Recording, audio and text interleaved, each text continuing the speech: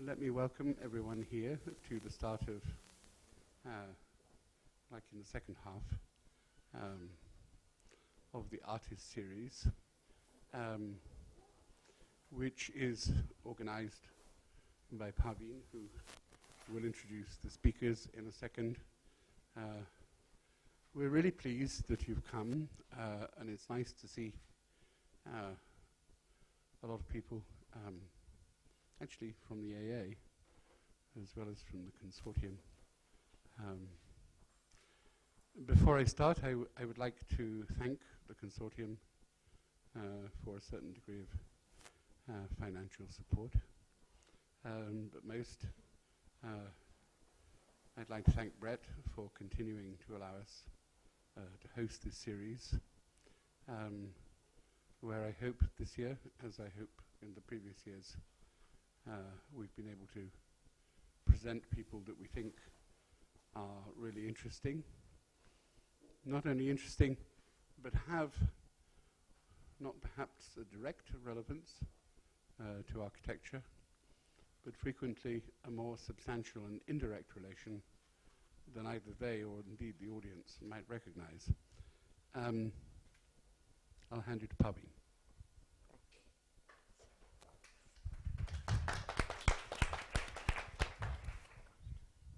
I'll be as brief as Mark, I hope. I also obviously want to thank Brett for his continuing support. I think this is the 5th year I've organized these, and it's a great pleasure. I also want to welcome everyone who has come here this evening. Can you hear? I'm not going to repeat it all. Okay. I want to welcome everyone who's come here this evening. And I just want to say very briefly that next week, today, of course, we have Louise and Jane Wilson. Next week, we'll have Melik Orhanian, who is a French-Armenian artist working in Paris. The week after, we have Matt Collishaw. And unfortunately, I have to announce that Mary Kelly won't be able to come on March the 20th. So I will try and inform everybody as to who will speak, and of course be on the AA website when it's being organized. Okay, so let me just welcome you. I first saw your work when I saw Stasi, 1997, I think it was. Yes. And I think they're going to show it today. It's a 5-minute work, and we're going to show it today. And then, of course, there is the current BFI unfolding the Aryan Papers based on some research done in the Kubrick archives. And if anyone saw the flyer I sent to various art schools, you'll see that I think it is absolutely a spectacular piece of work. In between, they've done lots of other things shown here and in Europe. I think they are recognized quite widely for their brilliant use of space. I know it's all these words, and space is the worst of them, but nonetheless. And in the way in which actually I think the space entraps and releases the viewer simultaneously. And I think that carries on in a very subtle way in the present work. I also read an interview that you did in which you talked about the importance of detail. Someone was giving you a hard time, and I think partly accusing you of doing fashion shoots. And you were talking about detail in a very interesting way, because you said that in the Stasi City, for example, the color of the wood was very important in the offices, because the paler it got, the higher up the power scale you were. Now, I'm absolutely sure that your work is studied with this kind of detail, which we're bound to miss some of. So I'm hoping to hear both about the space and about the detail. And so please welcome the Wilsons. Thank you. Great.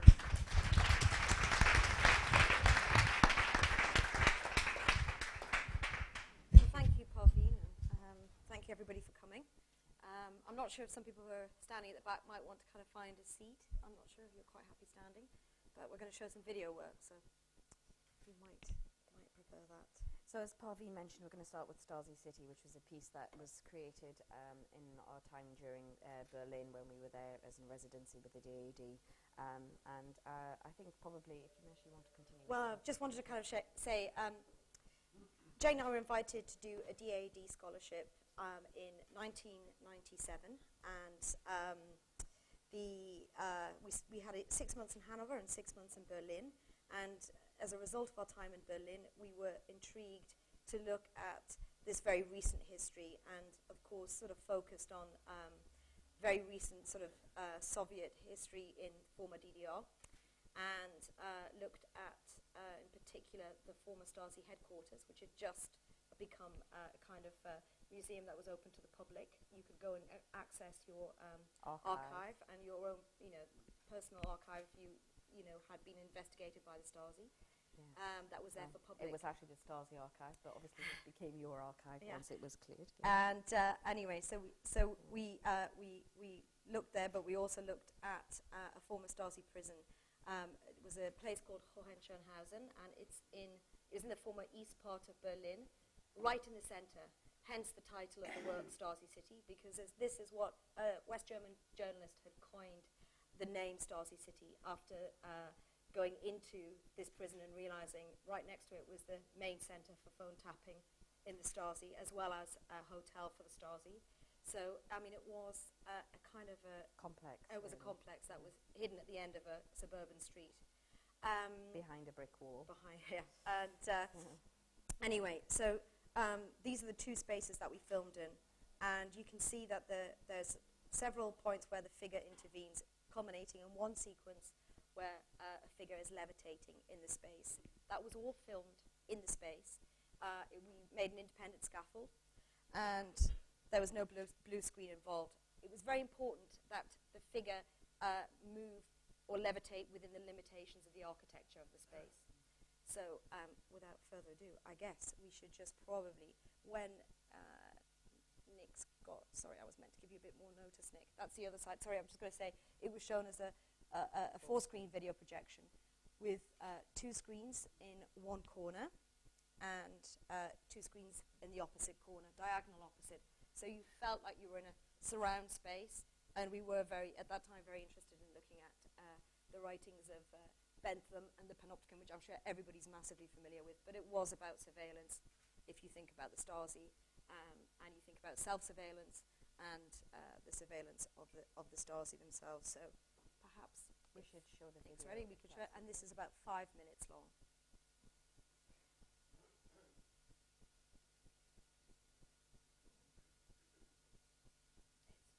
It's just getting up there. It'll be with you in a second. So you see, is the two screens above and the two screens below. It's sort of done for this reason, because it's for the edit.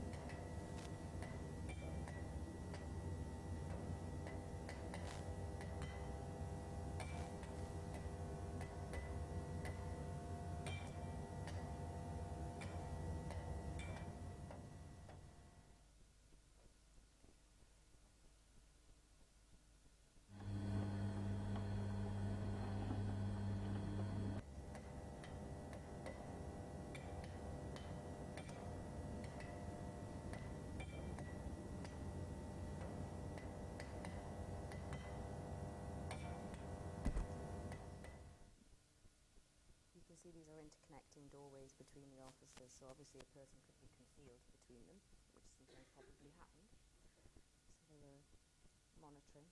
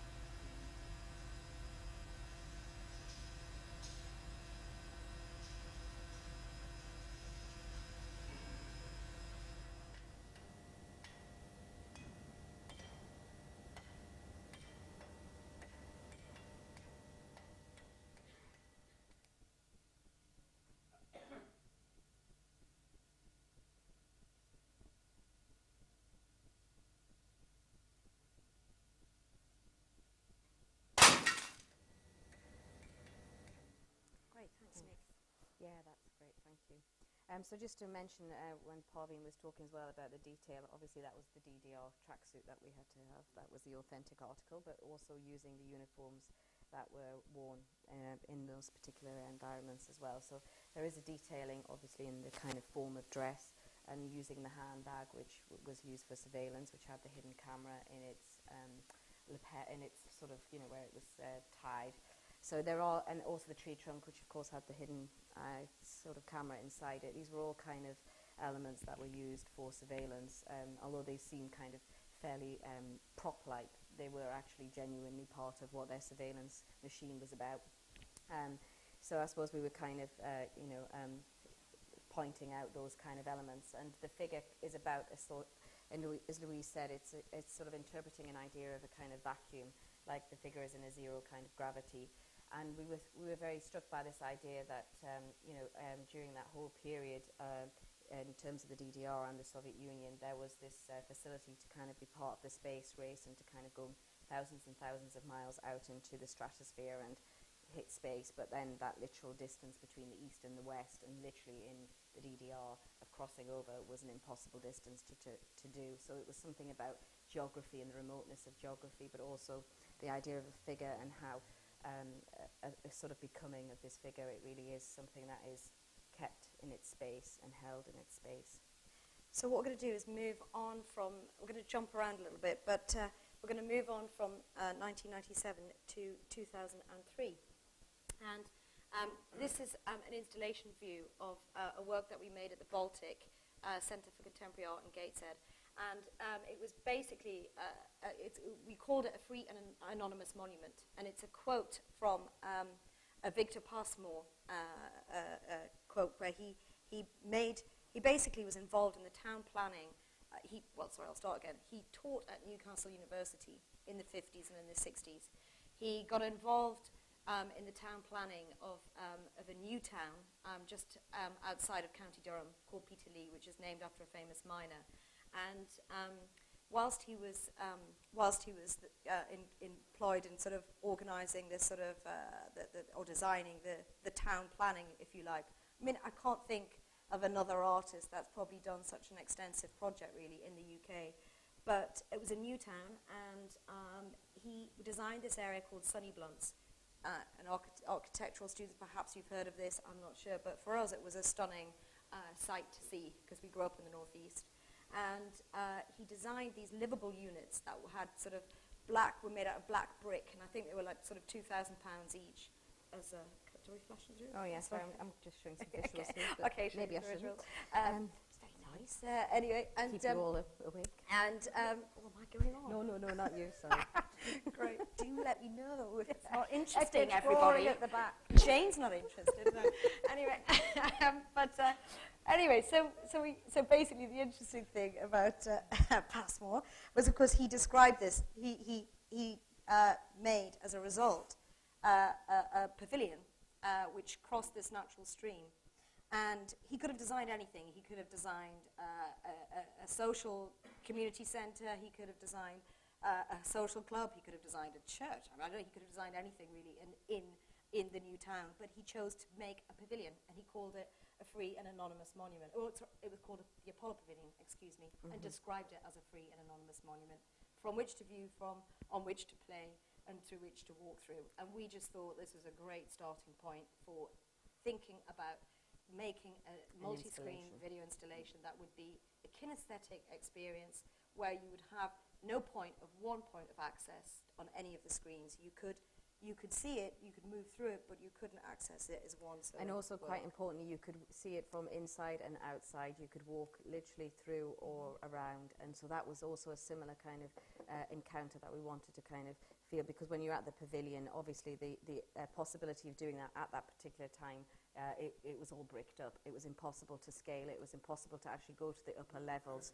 And the Easington District Council, although they'd been very visionary in commissioning Passmore, had also been particularly negative towards it subsequently in terms of just letting it kind of completely fall into rack and ruin and ignoring it. So there was a point when we were filming there, before it actually got restored and before, I guess, it was saved by the National Heritage, that actually the children who are local to the area, and this is in a way, they became much more the kind of figured element of the filming.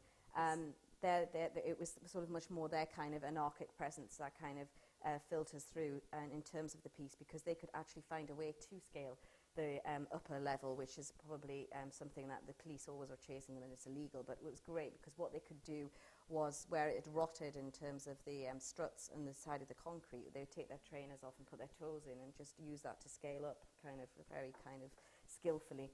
And so, of course, we needed to record that and managed to record that, and that was the sort of grounding point of the installation. And I guess just to say briefly that we took, I mean, it's a rather important detail, but we took the structure of the pavilion. We went to meet John Passmore, Victor Passmore's son, and got the plans of what the Apollo Pavilion design was.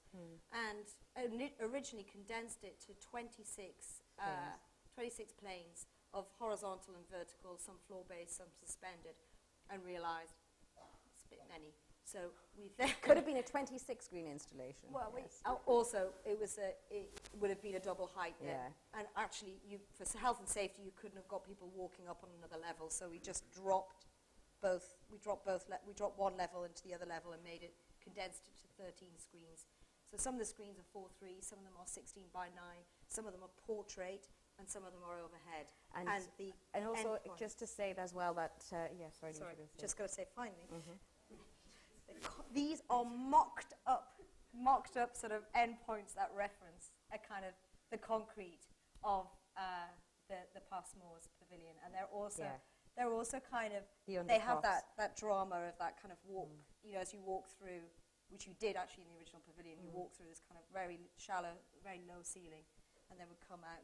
I mean, it has such drama as a piece of architecture. I mean, it's a very simple pavilion, but in a way, it's a very beautiful object. And just to kind of reiterate what Louise was saying about the way that the screens were placed in terms of how we laid it out in the installation, that also reflected in how we created the filming, how we shot the footage. So often the imagery that's on the ceiling will be shot from this kind of perspective through the camera. The imagery that was suspended is sort of mid-shot and floor-based images for the floor-based screens. So it really does become quite a kinesthetic environment in terms of what is visualized on the pictures, as well as the movement in terms of the sort of compressed architectural space that we were trying to recreate.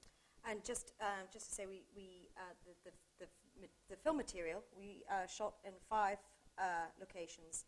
The first was obviously Peter Lee of the Apollo Pavilion. We also filmed an oil rig off the Gulf of Mexico. It was all looking at this kind of idea of regeneration. We were thinking originally to film an oil rig off the North Sea, but that wasn't possible. But we did get our rig in the end, because also when you think about something like a free and anonymous monument, you think about that as a structure that was completely kind of almost, it's so content driven in a way, and in a sense when you look at something like the oil rigs, they're completely function, absolutely. Over form. Well, I mean, it's content and form, but the rigs themselves are just complete function and form, function over form in a way, or the function dictates the form in a different way. So that was important to have that, and we also filmed in a local company there, which was a microchip processing plant called Atmel, which was in the northeast, and we filmed in another plant called Cummings and in the Gateshead car park.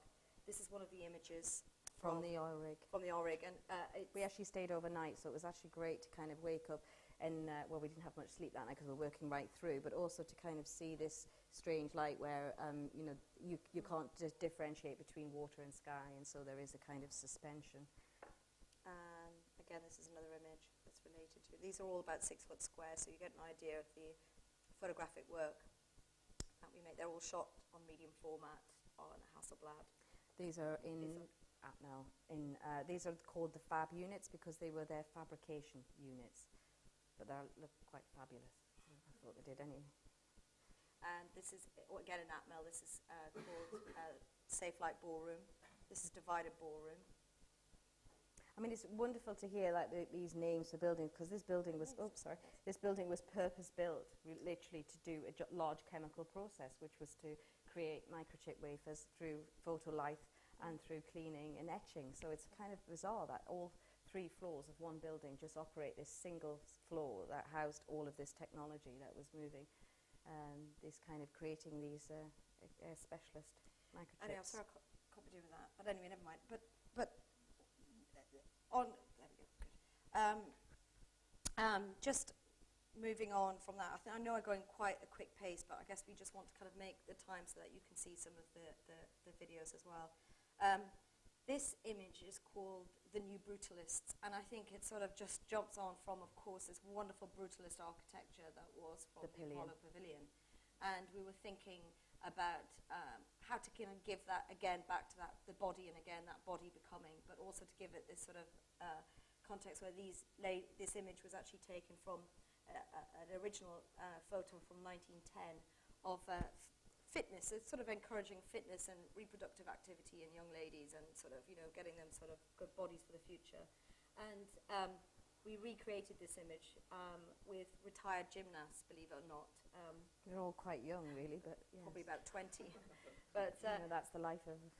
Yeah, but anyway, so it's sort of design. But I just think, you know, this is kind of an important thing to kind of important image to sort of put in this context that actually these were the body becoming the new brutalists. So again, I suppose it's much more about figuring it through people rather than obviously just the architecture at this point. This image was from 1994, and we're going to jump now to back to 2001, and we're going to see a film work when Nick is ready. A film work called Dreamtime, which was oh gosh, that was quick. But we need a few minutes.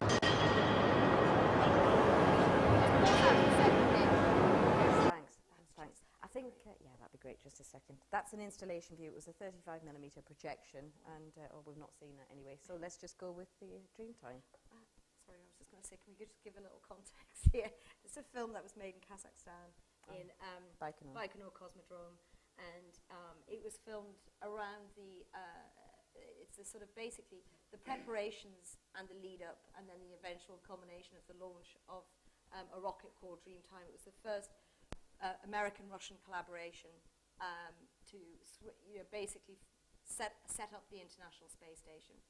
And it was filmed in November in Kazakhstan in 2000 and seen in 2001.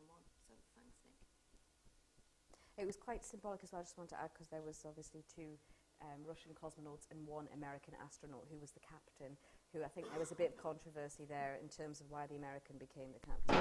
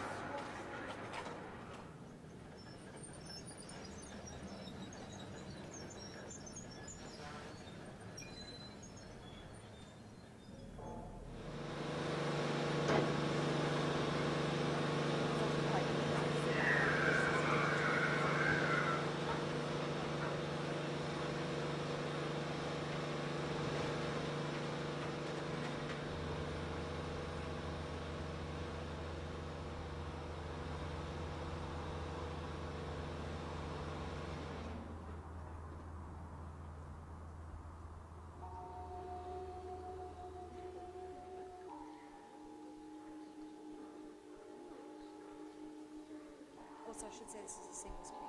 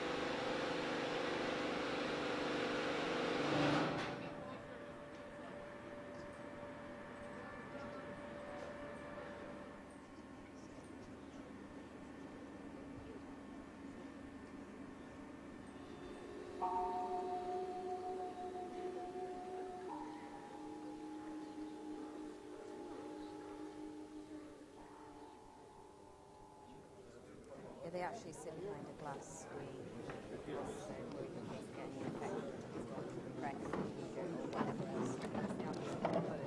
It's meant to protect them in case they get hit.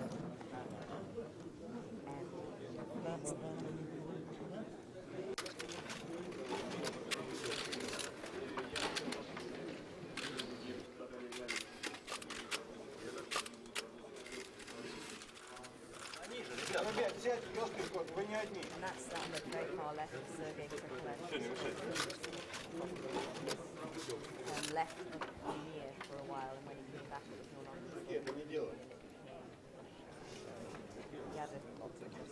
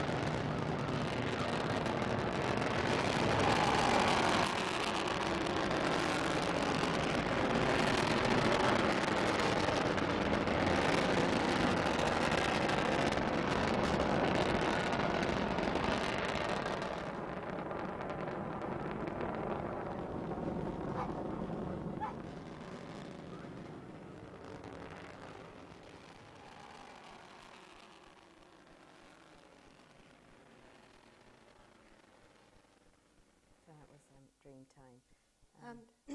I think just back to sort of the, I think we've got any more images to show. Well, that's I'll show the installation. Oh, okay, show the, anyway, so the, I think it's, anyway, it's fine. Okay. I think we'll just put up some photos now. I suppose what we want to say here was, we're just, obviously we could have selected other works. I mean, we did a piece last year in Derby for the opening of the quad, but I just thought, just for the purposes of this evening, to bring the selection of works that we've shown, you know, from Stasi City onto Free and Anonymous Monument to the New Brutalists, and on now onto Dreamtime, was that, you know, here the kind of these figures have become almost sacrificial in a way. There's such a ceremonial process to this kind of build-up. You know, this is a real kind of, it's almost like a semi-religious thing in Russia. You know, everybody kind of says, you know, Lenin was God and Gagarin was Christ, and of course Gagarin was, you know, killed, and it's just sort of, you know, there wasn't this sort of, there was this equivalence in a way that was ideology towards the space program and towards that kind of utopia of the future. I mean, actually, we did a film work in Stasi City and Star City. Star City. Excuse me, a little slip.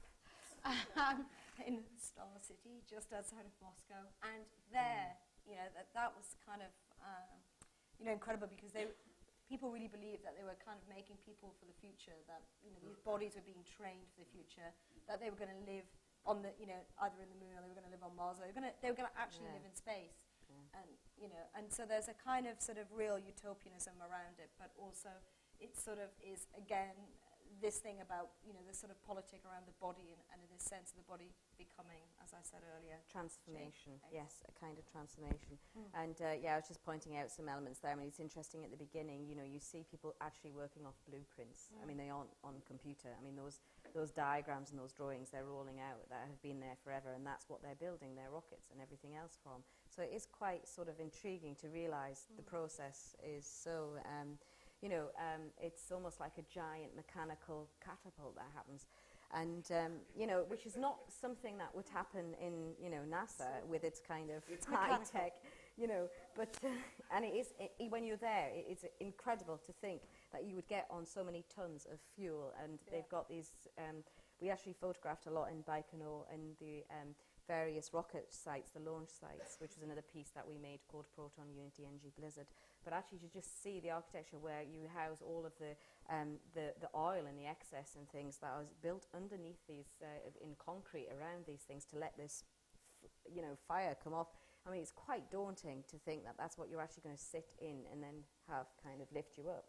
Also, I mean, that was a Soyuz rocket, so it was, you know, kind of symbolic. It was the site where Gagarin was first launched from. So there is this kind of sense of tradition, but pilgrimage, and, you know, there's a whole emotional context for this happening. It's actually a very emotional thing. I mean, even seeing, you know, like I mentioned, Krikalev still doing the communist fist. I mean, it's obviously still something there that's part of their identity massively, you know, whether it's the Russian-American collaboration, which it was obviously, but, you know, still it's a very, very much part of the Russian psyche. On that note, we're just aware of the time here, so we want to try and fit in our final, the final work of this evening, but I might just have 2 minutes, Nick, before, just to talk.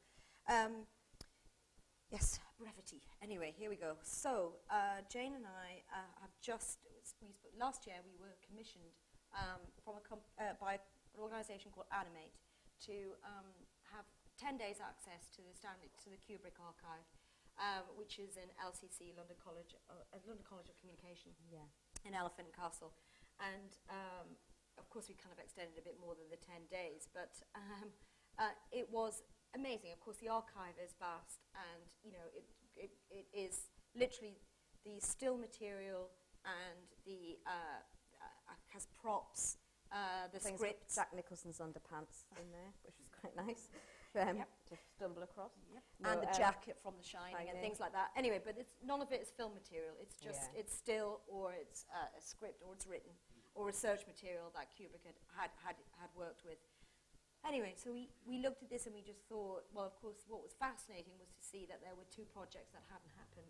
One was a film about Napoleon, and the other was a film called The Aryan Papers. And Stanley Kubrick had been researching the Aryan Papers since the late 70s. So it was definitely a work that he had spent an incredible amount of time and an incredible emotional investment in trying to realize. And then in 1993, Schindler's List was made by, which actually came out by Steven Spielberg, who was a friend of his. And at that point, I think Kubrick took, on one level, he took a very pragmatic decision that, Warner Brothers, there was no point in bringing another movie that was about the Holocaust or referencing that so close to Schindler's List. And also, according to his wife, he had become become quite depressed. Or not, he was depressed, but the material was very depressing material. And I think because he had such a kind of rigor about truthfully portraying the kind of situation in the Aryan Papers, which is about the Warsaw Ghetto, that he just felt overwhelmed about portraying this. And in the end, I think he felt he couldn't do justice to it, because who could, basically? It was so appalling what happened. So I think also given the fact that in somebody like Kubrick's hands as well, it would have been a very kind of dark film. It probably would have been something that wouldn't have had its redemptive moment in the same way that something like Schindler's List does at the end. I think probably it would have been a very uncompromising and very much about that realism and that kind of darkness that would have probably come through in terms of him as a director. So I'm sure he would have upset an awful lot of people, but it would have been amazing to have seen it. Anyway, we kind of, when we were looking at the archive, we found the research material that Kubrick had worked with, but we also were intrigued by a wardrobe shoot that had happened, and we hadn't realized at the time that he'd obviously cast the lead actress, a wonderful actress called Johanna Testig, who was in a film called The Vanishing, rather, not The Shining, The Vanishing, in the early 90s. And this would have been a completely life-changing thing. To have been the lead in a Kubrick film for her would have been an incredible boost to her career. It would have just completely put things on the map. Anyway. And also unique that he would have had such a kind of strong female lead in terms of his films, because I don't think that's really been, so clear. So the film that we're going to show now is 17 minutes, but hopefully it doesn't feel that way, but it is 17 minutes long, and it's called Unfolding the Aryan Papers, and it basically is about the research that we did at the Kubrick archive, but also the interview that we made with Johanna Testig. And wonderfully, she came to the UK, and we could film her, and she says the lines from the script that would have been her character, Tanya. So there's a sort of partial reconstruction as well intercut with what we've filmed in terms of using what was from the archive. Also, just to add that, this is on at the BFI, and obviously it's an installation there, and it's probably the way to experience it is as an installation. We've created mirrors either side, so it kind of has a sort of infinity effect in terms of the image, but also what it's doing is reversing, reflecting, reversing, reflecting, reversing. So this is kind of unfolding and mirroring that's happening already in the installation. So just to sort of add that, it is seen, as with all the work you're looking at, installation, but anyway. Let's see it, and I'm sure if you've got any questions, we can sort of do afterwards. Yeah. Oh, can you get it close?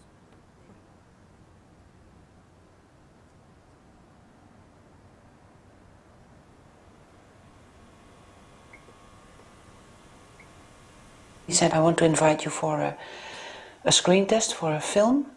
He was watching my gestures, and that he had at a certain point looked at my arms and my hands, how they move when I talk. And I have this strange habit of putting my finger like this or like this, and I can see it back on the pictures. He was able to look at you, and he really, really looked. He really focused on something. He could say things like, can you please turn your head a little bit more, like 1 centimeter, and can you open your lips a little bit? And then I said, why? He said, well, because it's more sexy. I said, you just never close your mouth. When you look at this picture, you think, you don't know where I come from, which country. And that's what he was looking for, that's what I remember. He also asked me not to change my accent. He said, I really like your accent, don't improve your English. You could come from everywhere. And that's what we need for Tanya, because we should not know where she comes from. That's good for the story, for the film. All right, but there's something else that must be done at the same time. I have found someone who can get us Aryan identity papers. When we have them, we will go to Warsaw, where no one knows us and pass as Catholics. This has something to do with the vulnerability of the character. And also the girl in Tanya, that's what I see. Do not be frightened. And above all, do not appear to be frightened. Now, go and wash your face. No one must see you are crying. I think he had something in mind, and he knew exactly what he was looking for. And I felt in that picture when he met me. And then when we talked and the way we discussed things, and was looking at my gestures, at my hands, and if I talk another language, like English is not my mother tongue, I start to explain, with my hands as well. I think he didn't need to talk about Tanya, because he was looking for a person, for a human being, and not for an actress who had to play a role. I'm sure about that.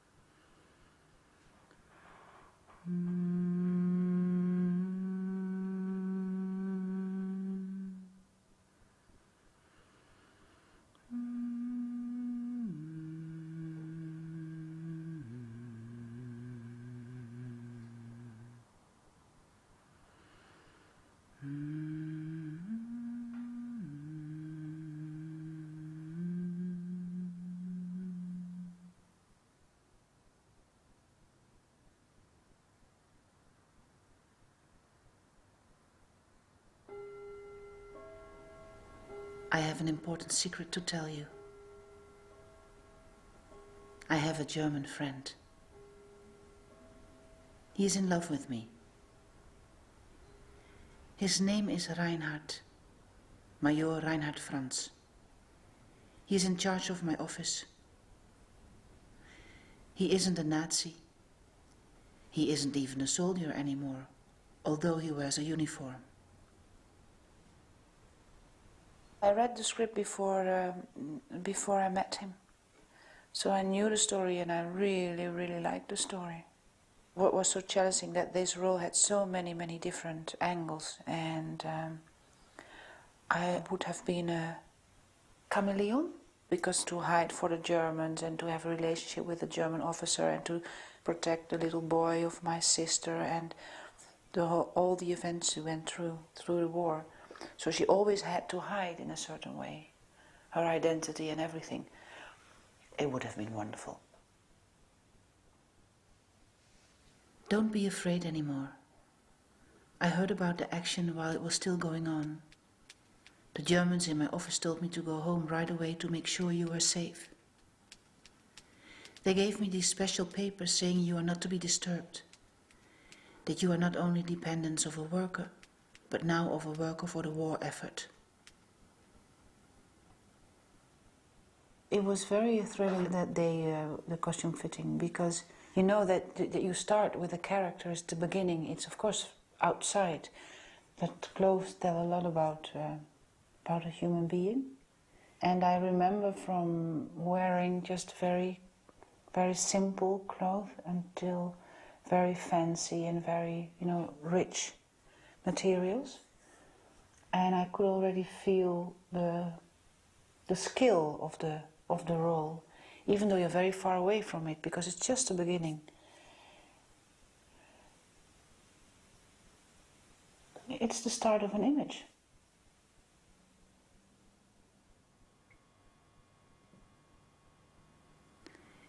It is hard to make comparisons. I have always had a heart of stone, except when it came to you and grandfather, and neither of you even know I love you. He's a good, simple man. He likes above all to have a good time, but he has got into a situation where the only good time he has is with me. I hope I can make that be enough for him. I will go back to the kitchen in a minute, act as normal, say good night and leave for the office. You must remain very quiet, have dinner as usual, and afterwards no packing. Just take grandmother's jewellery, your warm clothes, my warm coat, and be downstairs at the entranceway at 8 sharp. I went to St. Alban. I went to Jan Harlan's house, and we went to the kitchen. Stanley was not there yet, and Jan said, well, take place in this kitchen and Stanley will come very soon and then you will have a meeting with him. And he left me alone in the kitchen, and I remember that I was looking around and I thought, where am I going to sit? And I took a chair with my back to the light of the window, because I thought when he comes in, then I can see his face and he can't see me. He came in the room and he said hello, and I said hello, and said, can you change chair? So he immediately put me on the other side of the table, so I had the light in my face. That was the only moment I think I could hide for him, but it was also the last moment.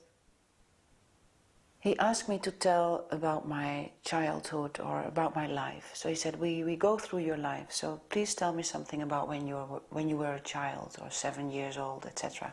So I told him a story about what happened when I was a child, and he was filming it. And then we stopped. He said, okay, thank you very much.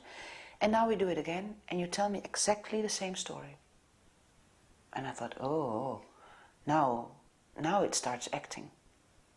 Because I have to do it a second time, and so this is what he wants. And I immediately also understood that what he wants is that the things you do while you act have to be so personal, with this natural energy. And for example, if I tell a story about my youth, I have all these images. If I tell about the farm where I'm born, and I tell you about the tree behind the farm, then I immediately have an image of this tree, and everything is connected to myself. And with acting, it's the same. Every word you use or every line, you should be full of images, and there should be a huge package with you when you come into a scene or into a life.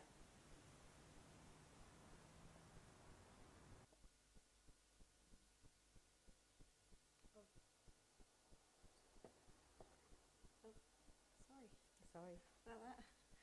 Something must have happened in the DVD player. That's a shame. Sorry, well, that was about halfway through. Yes. Well, never mind. Always best laid plans. Yes, maybe I'll get everyone down to see the installation. Yeah. Possibly. Well, anyway, just to say that obviously it was, you know, it really is a kind of, it really is around those ideas or that thought of becoming, because here's Johanna sort of recalling her encounter with Kubrick, but also playing the part that she never played. And it you know, it's a kind of a reference in a way. It's a bittersweet because in a way, you know, there was all of this material, all of this evidence there that, you know, Kubrick was ready to go on this film. It never happened. But what we have is this evidence or this material that was accumulated. And it still feels it's very much in this process of becoming. And that's why we were so fascinated to research it, but also to work with Johanna. That's it, guys. Any questions?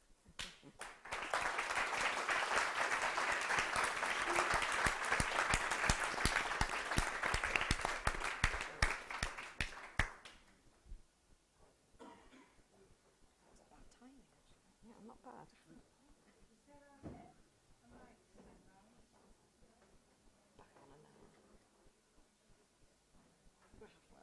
Sorry about that. Oh, we wonder. That's good, isn't it? Long time. It really cut off at an hour.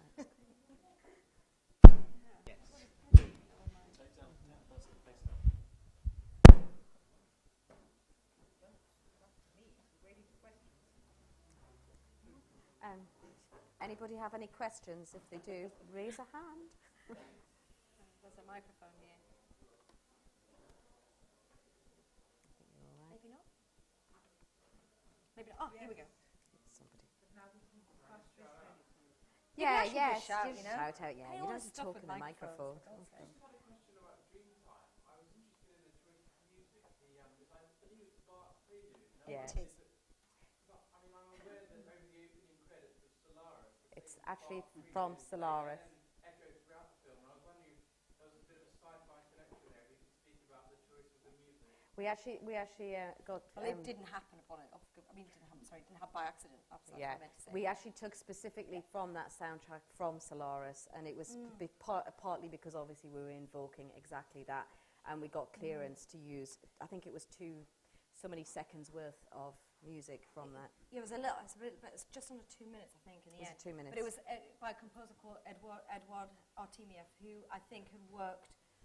Well, actually, he did. He worked a lot with goodness me, I've just forgotten Stalker. With Tarkovsky. It's Tarkovsky.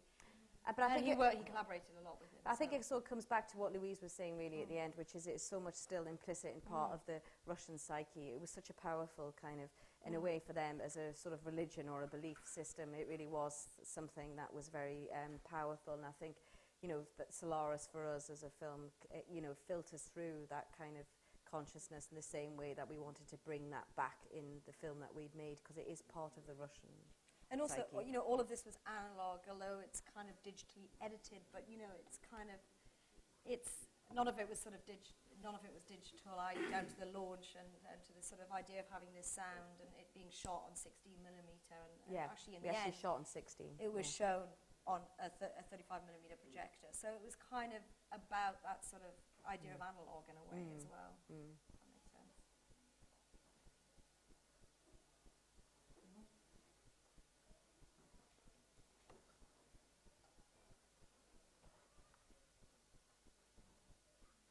Can I ask you a question?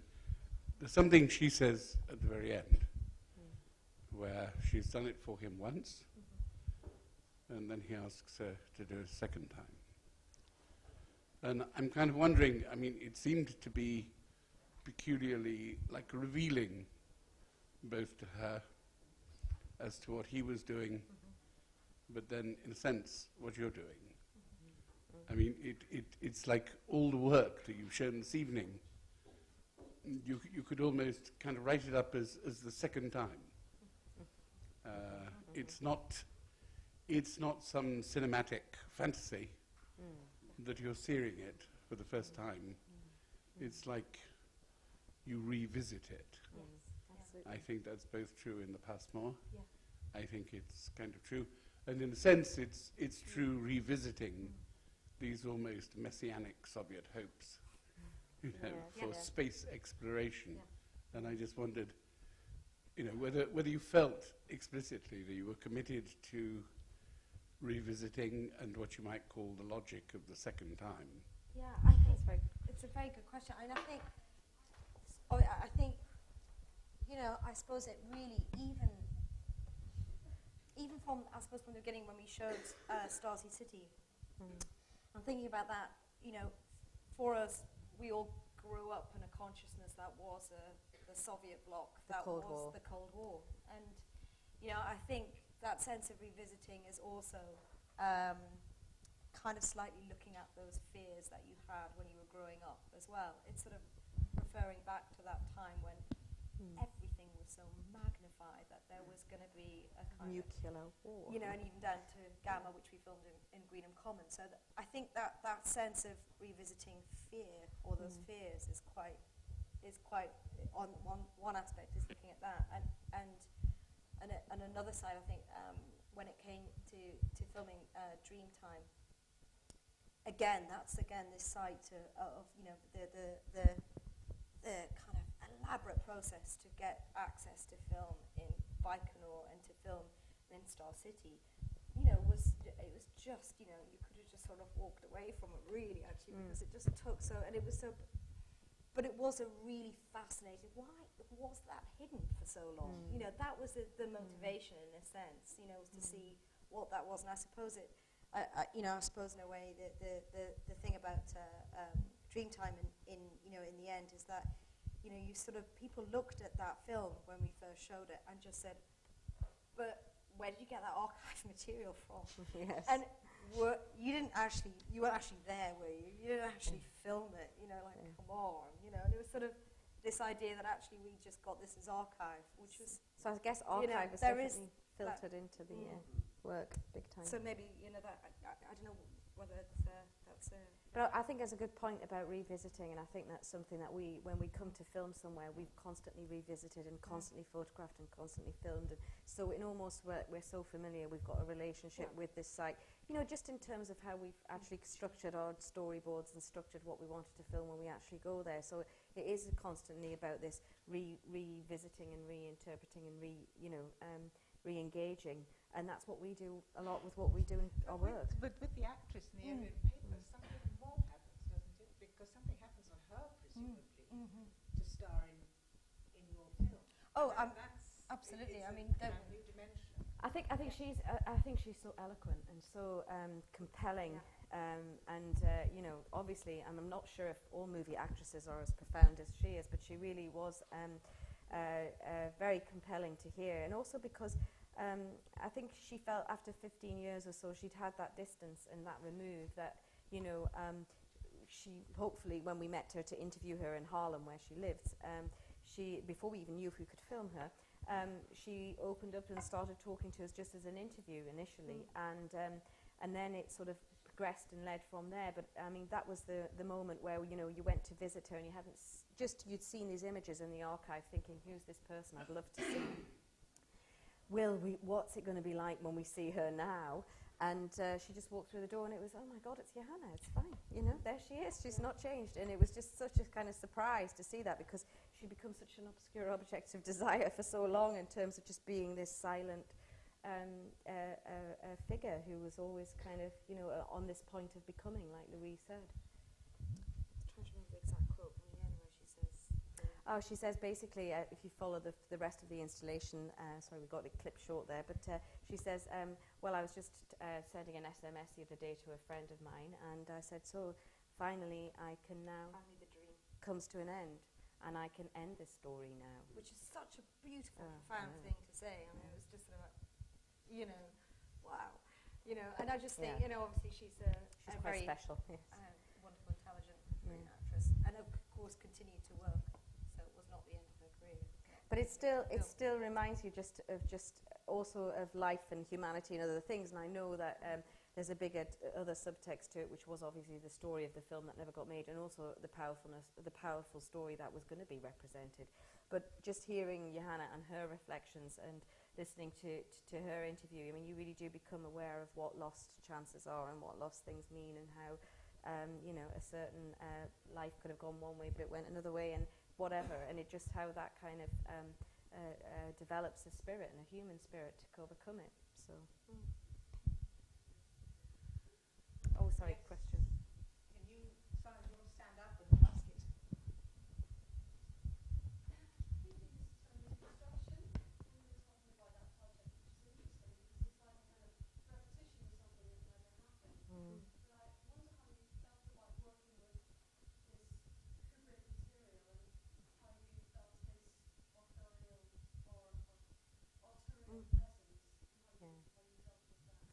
Well, I think what we stayed with is a lot of the time, I know there is moving footage there, there's moving imagery, which still is copyrighted to Warner Brothers, so we didn't really want to touch that. But, or we probably would have had a nightmare even going there, because it's Warner Brothers. I mean, they're very okay, they're very helpful on lots of other levels, but they gave us clearance on a lot of things. But I suppose, in a way, his authorial presence, like you were talking about, it does permeate through. I mean, towards the end, we talk about the categories, and Johanna reads them, and the images that come up, and the yardsticks obviously feature quite predominantly towards the end, which I think you've saw glimpses through at this stage. But, I mean, that was from all of Kubrick's archive, but it was also about this measuring and this reconstruction, and literally using the yardsticks from a period of time in the 1930s and 40s for set building, which is what they used then. They didn't have digital whatever models of photography or whatever. They just literally went in and measured a French window with their yardstick, took a picture and went, yes, that's the dimension, and we can reconstruct this. And so there was a way of modelling and reconstructing architecture and space, which was quite familiar in the film industry at that time. And he'd actually got the Ealing archive of a lot of these images, which for us became really compelling to see this, because actually the directorial voice or the authorial voice is housed really very much more in those images as much as anything else, because it's this perfectionism. And I think what, just to sort of emphasize what Jane was saying as well, is that, the thing that was really, I mean, it's an addictive thing going and looking at an archive of someone who's such an amazing imagist. I mean, incredible, really. There are moments in the script where you read, it's a scene, and obviously he's got the image, but he sourced it from somewhere else, and you see that image, and you're just like, that's exactly what he would have reconstructed. And it is a stunning image, and there's just, it's a really compelling journey where somebody, works so brilliantly with images that you kind of, I mean, it's kind of a bit of a privilege, really, to kind of go and have a look and, kind of gain access to that. That was an amazing, so but also you're left with he was very, his presence clearly was very, very definitely there, but also you're left with the other decision, which is, how much do you really want to refer directly to all of that as well, because there's a way that actually after a certain period you stop kind of, seeing it, if you know what I mean. So and there's also a point at which, Johanna said a lot more about working with Stanley, and I think that at one point we decided from the interview that we would kind of put more of the emphasis on her and on her character and her becoming, in a way, because otherwise there's probably lots of documentaries about Kubrick, and we didn't want to make a documentary. We didn't really want to so we wanted to kind of just leave it as slightly more enigmatic about him, but he's there, but he's the director, but it's sort of, it's not, he's the yardstick. It's not kind of mundane sort of observation like tennis or something, do you know what I mean? Yes. Just didn't want to kind of really have that Commentary. Not on celluloid, please.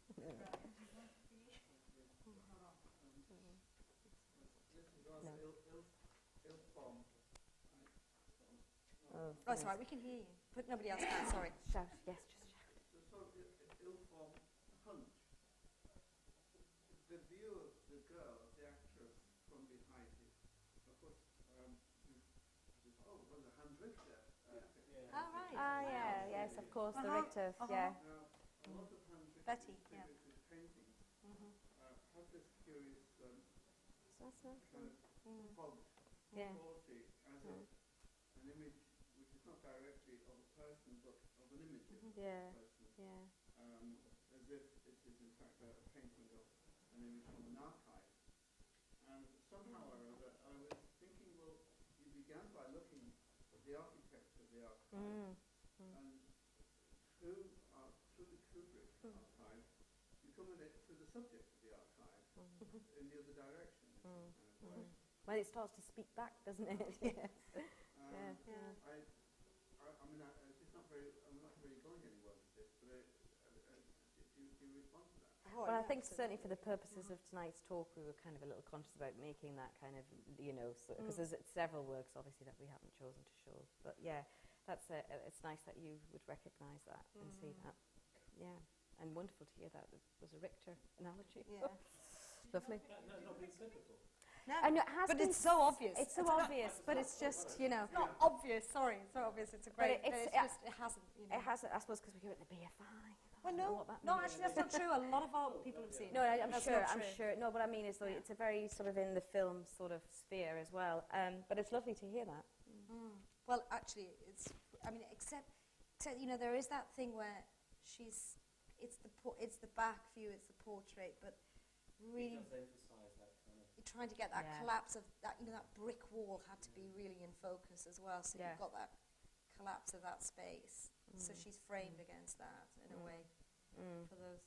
But there's the detail. And it's really nice when at that point where she talks about herself in costume in the first day and taking on the clothes and becoming the character and everything, and then mentions, she's talking about each different sort of stage, and then says, it's the start of an image, and then it cuts in obviously to the image of her reconstructing that, which we wanted to draw out.